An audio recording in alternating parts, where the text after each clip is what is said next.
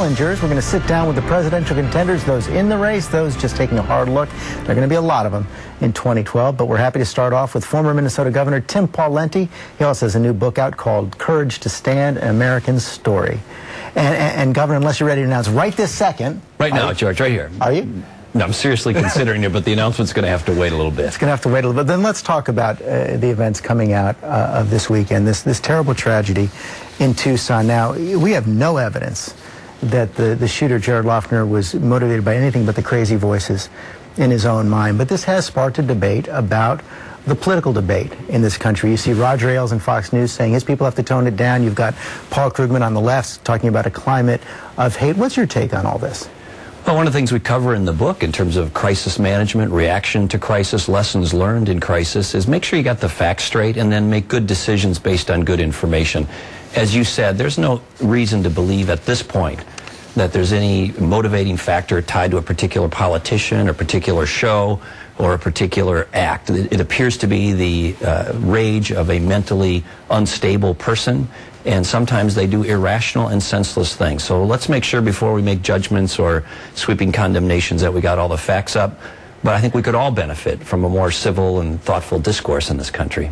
And your fellow Republican, Sarah Palin, who, and you write about this in the book as well, the craziness about the final selection, John McCain's final selection process, where a lot of the outsiders believed you were a lot closer to getting the vice presidency than you did at that time. But you're very kind to Sarah Palin in the book. You say she has a lot more capacity than people believe, yet she's come under fire over this last weekend. This has become a test for her. You actually told the New York Times that you would not have done the kind of mapping with crosshairs of congressional candidates that she was working against in the last campaign. Is this a test for her?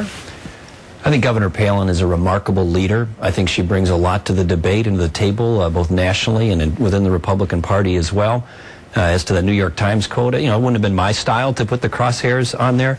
But again, there's no evidence to suggest that that had anything to do with this mentally unstable person's rage and senseless acts. So you think this changes the political climate at all? I think it clearly does. I think this in the sense that this is a major story. It's going to be a big part of the debate in the coming days and weeks. And I think it's going to cause everybody to step back and say, we can be passionate and should be passionate. We should be strong. But there's a line there as it relates to, basic civility, decency, respect, and not trying to invoke violence. You say you haven't made a decision yet, a final decision yet, on whether or not to run for president, but this certainly reads, and I read this on the plane back from Tucson yesterday, like the book of a man who certainly wants to run for president, and fascinating details about your life growing up in Minnesota and your family, and the kind of challenges you faced as governor. You write that the biggest challenge for America right now, if I get this right, is to learn how to say no. Yeah, politicians have been rewarded in recent history in this country for saying yes to just about everything. We're in big trouble.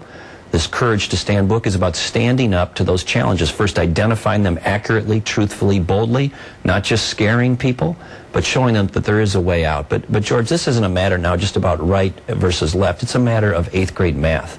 You can look at the charts on spending commitments and reasonable projections on revenue. They don't line up. We got a huge gap. And if we don't start addressing this immediately, boldly, truthfully, and courageously, the country is going to have a very, very rough ride. You also say you want more tax cuts. Yeah, the United States of America is involved in a hyper-competitive global competition. And the costs for doing business, starting jobs, growing jobs in this country, which is the key to the quality of life for most of our fellow citizens, is too high. But won't tax cuts increase the deficit?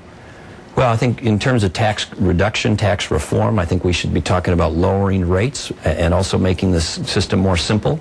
I'd like, for example, to require every member of Congress to do their own taxes. And do their own taxes? Do their own taxes. No help of an accountant or a lawyer or a tax specialist. And if they can't do it, we'll give them a certification that they can go get some help.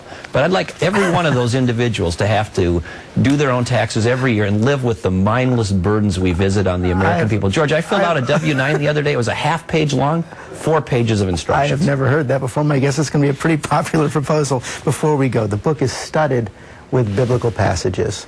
If there were one passage you wanted the country to meditate on right now, what would it be?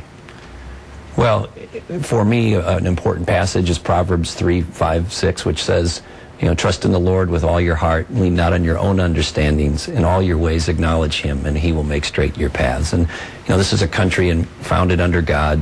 I believe that our faith in God is an important part of who we are, what we believe. It certainly informs a lot of my thinking, but this is a time, particularly in this moment of crisis, where we need to pray and lean into our faith to try to get understanding in this terrible, senseless tragedy in Arizona, and for those people who are suffering from it.